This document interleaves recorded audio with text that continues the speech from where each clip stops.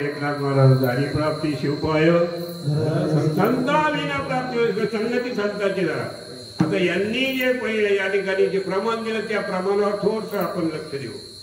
संगतीचे 4 प्रकार आहे. बरं का पाटील, संगतीचे किती प्रकार आहे? 4.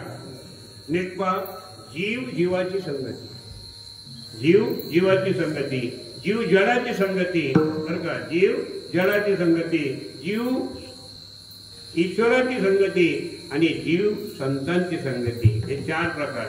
पहिला प्रकार आहे जीव जडाची संगती. या जीवाने संतांची संगती झाली, पण हा जीव काय करतो? जडाची संगत लवकर करतो. मला जड म्हणजे काय? संसार. जड म्हणजे काय? संसार. या जीवाने जडाची म्हणजे संसाराची संगती केल्यानंतर याचा उद्धार होईल का? कारण संसार दुःख मुळे विश्रांती नाही कुठे, दुःख बांधवडी आहे हा संसार, दुःख बांधवडी आहे हा संसार, दुःख बांधवडी आहे हा संसार.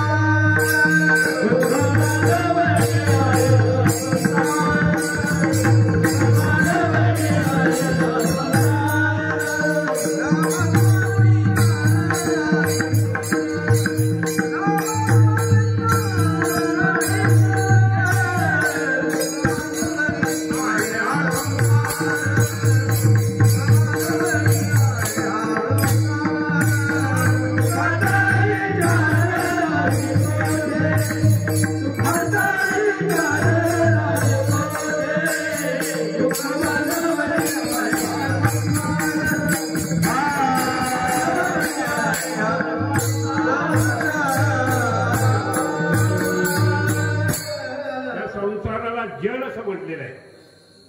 आता जड म्हणजे काय? जे दिसतं ना, हे दिसतंय, परंतु कालांतराने त्याचा काय होणार आहे? नाश होणार आहे. यत् द्रष्टम तद नष्टम म्हटलेलं आहे. जे जे काही दिसतंय ते नाहीच होणार आहे, आणि जे नाहीच होणार आहे त्याला म्हटलंय जड. संसार दिसतो की नाही? माझ्या मला गाडी घेतली, गाडी दिसते ना, बरं का. घर घेतलं, घर दिसतं की नाही? आपण आपल्याला दिसतो, आपला बाप आपल्याला दिसत होता, आपली आई आपल्याला दिसत होती. ती पण सरळ काय आगामेला पंजामेला बाप म्हटला गेले महाराज. आणि जे दिसतंय ते जाणार आहे, पण जे दिसत नाही ते शाश्वत आहे. त्याला चैतन्य म्हटलेलं आहे, आणि जे दिसत त्याला जड म्हटलेलं आहे. संसार जड आहे. मग या जीवाने जडाच्या जर संगती घेतली तर याचा उद्धार होईल का? कधीच होणार नाही. चला आता दुसरी जी संगती, हो जड जीव जीवाची संगती, जीव जीवाची संगती. जीवाने जीवाची संगती झाल्याने उद्धार होईल का? जीव दुःख रूप आहे, आणि दुसरा समोरचा जीव देखील कसा आहे? हो, खरूच झालेला माणसाने खरूच झालेला माणसाजवळ गेल्यानंतर खरूच कधी बरी होईल? होणारच नाही ना. सांगण्याचं तात्पर्य जीव दुःख रूप आहे आणि समोरचा जीव देखील दुःख रूप आहे. कस काय होईल महाराज? तर उदाहरण देतो तुम्हाला, बरं का. शनिवारचा दिवस होता. सावखेड येथे एक व्यक्ती देवळाच्यात आला. त्याच्या अगोदर एक आलेला होता. तो घुसला दुकानात, आणि तिथून दुकानात तो बाहेर आला. बाहेर आल्यानंतर हा आला, कुठं झाली बाजार? अरे बाजार तर सुरू होते, चाल माझ्यासोबत. जीवाची संगती, चाल माझ्यासोबत. तो त्याच्यासोबत गेला दुकानात घेऊन. मला सांगा ते बाहेर लोक चांगले आले असतील का? ते म्हणजे जीव जीवाची संगती केली तर त्याचा देखील उद्धार होऊ शकत नाही. आता चला पुढे. जीव आणि देवाची संगती. देवाची संगती करणं जीवाला फार कठीण आहे महाराज. त्याच्याकरता काय व्हावं लागेल? भक्त व्हावं लागेल. आणि भक्त कसे असे पाहिजे? महाराजांनी सांगितलं, भक्त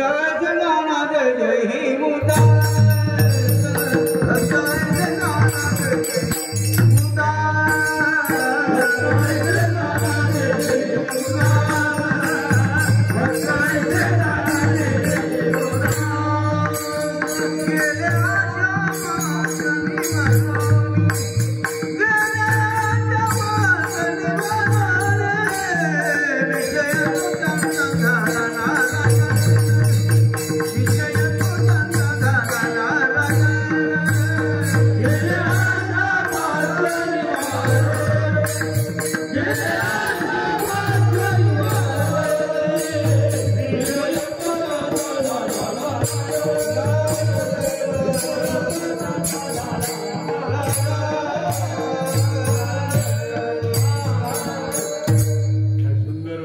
काय सुंदर प्रमाणे महाराज भक्ताईशी जाणा जे देही उदास गेले आशा पास निवारोने. भगवंताचं काय दुखायला लागलं, डोकं दुखायला लागलं. वैकुंठामध्ये भगवंताचं डोकं दुखायला लागलं. नारद मुनी गेले, देवा डोकं दुखायला लागलं, मी त्याच्यावर ते सुलट उकळून घालू का? नाही म्हणजे त्या सुलटीने माझं डोकं बरं होणार नाही. मग देवा तुमच्यासाठी तुमच्या डोक्यावर काय घालू बरं? ते म्हणे नारदा, जर एखाद्या भक्ताच्या पायाची माती माझ्या डोक्याला लावली ना रे, तर माझं काही डोकं आल्याशिवाय राहणार नाही. नारद म्हणाले, आपल्या पायाची माती देवाच्या कपाळाला लावायचं म्हणजे पाप आहे ना? पाप आहे ना? आपल्या पायाची माती देवाच्या कपाळाला लावायची पाप आहे ते. देवा तू काही करतो तो दुःख घालतो, तू घेऊन चालत नाही, पण मी माझ्या पायाची माती घेणार नाही. आले महाराज पंढरपूरच्या सर्व महाराज लोकांकडे गेले, देऊळबाळाजीच्या सर्व महाराज लोकांकडे गेले, पण कोणी काही आपल्या पायाची माती घ्यायला तयार झाले नाही. शेवटी नारद गोकुळामध्ये आले. महाराज गोकुळामध्ये आल्यानंतर त्या गोपिका काय महाराज त्या आनंदामध्ये झालेल्या त्याने का हो त्या तिकडं माझे गेले हरपोणी बर का. हो अशा प्रकारची स्थिती विदेह अवस्थेवर त्या गोपीला गेलेल्या होत्या. नारदाला बघितलं, नमस्कार केला, का देवा कुणीकडे आले? म्हणे फार मोठं संकट पडलेलं आहे, वैकुंठामध्ये देवाचं मस्तक दुखायला लागले, डोकं दुखायला लागलेले. म्हणे औषध एकच आहे म्हणे की भक्तांच्या पायाची, माझ्या भक्तांच्या पायाची माती जर माझ्या डोक्याला लावली तर मी माझं डोकं राहिल्याचं राहणार नाही. पण एवढंच काय हो, मग तुम्ही देखील देवाचे भक्त आहात नारदच्या गोपिकांना म्हणायला लागले. मग त्यांनी काय केलं, मला मोठी सतरंजी टाकली अशी आणि सर्व आनंदांना तुम्ही राहिला ना.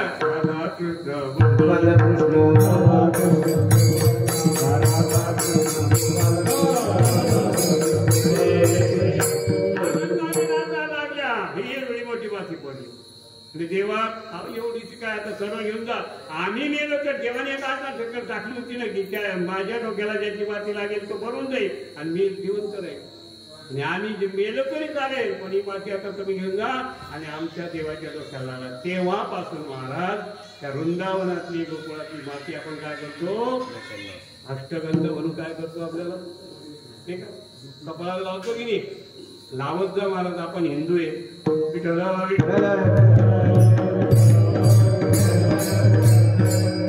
मला सांगा, आपण जर कपाळाला गंध लावला नाही तर तुम्ही हिंदू आहे कशी काय समजते? अरे ते लोक नमाज होते एवढे काळे चटके पडते त्यांच्या डोक्याला, तुमच्या डोक्याला कपाळ हे पंधरा काळा तरी लावत जा ना, नाही तर गंध लावत जा. नाही तर माझ्या महाराज तुम्ही शिवाजारात आले, तुम्ही जर कपाळ काय लावले, मी तुम्हाला असं करू का असं करू.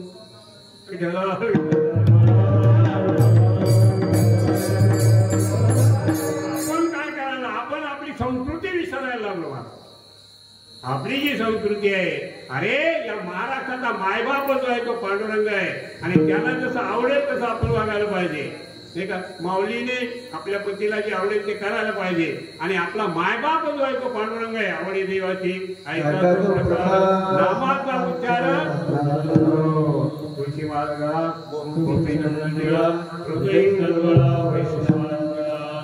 हो गळ्यामध्ये तुळशी अहो रुद्राक्षाच्या माळा घालते, मला कासाच्या माळा घालते, 3-3 हजाराच्या 4-4 हजाराच्या 10-10 हजाराच्या ते आणि तुळशीची माळ घालणार नाही. मी तर म्हणतो वारकऱ्यांनी एक लक्ष ठेवायचं, एखादं कोणी गेलं ना रामभाऊला स्पष्ट झालं, एखादं गेलं ना तर रामभाऊराव सांगितलेलं चालतंय, वारकऱ्याने त्याच्या तोंडामध्ये तुळशीचं पान घालायचं नाही, दुसरे घालू द्या.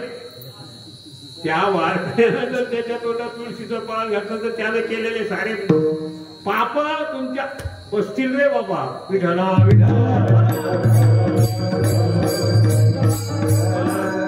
हो तो देव एवढा महाराज एवढा दयावंत आहे. नाही तुळशीची माळ घातली जन्मभर तुम्ही, पण तुमच्या तोंडात तुळशीचं पान घातलं तर देवाने पाहिलं, अरे तुळशीचं पाण्याच्या तोंडात देवाने हा नक्की काय एवढं पान तोंडात असलं तर तुमचा देह पवित्र होतो आणि तुम्ही यमाच्या त्या नरक यातनानं भोगता. तुम्ही कुठे जाता, डायरेक्ट वैकुंठामध्ये जाता. आपला विषय काय चालला होता, विषय चालला होता विठ्ठला.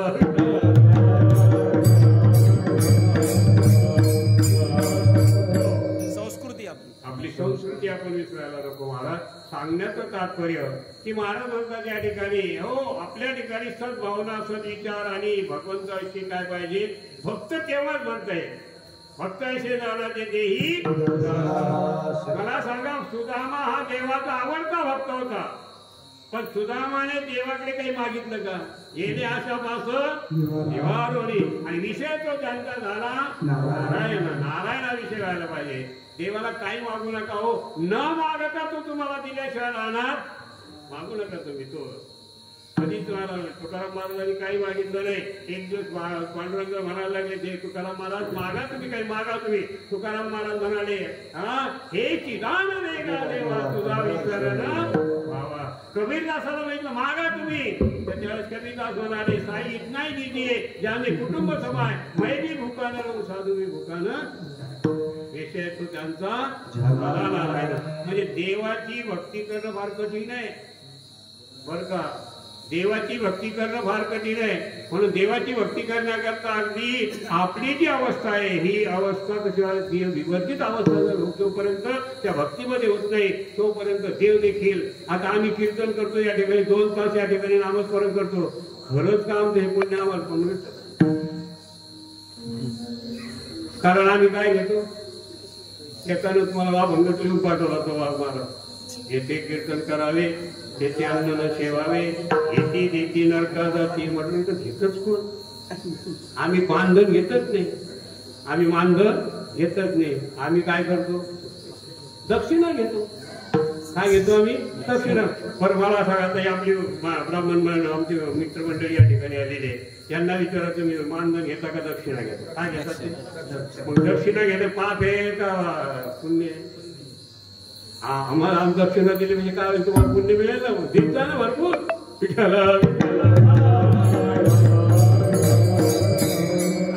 तात्पर्य अशा प्रकारे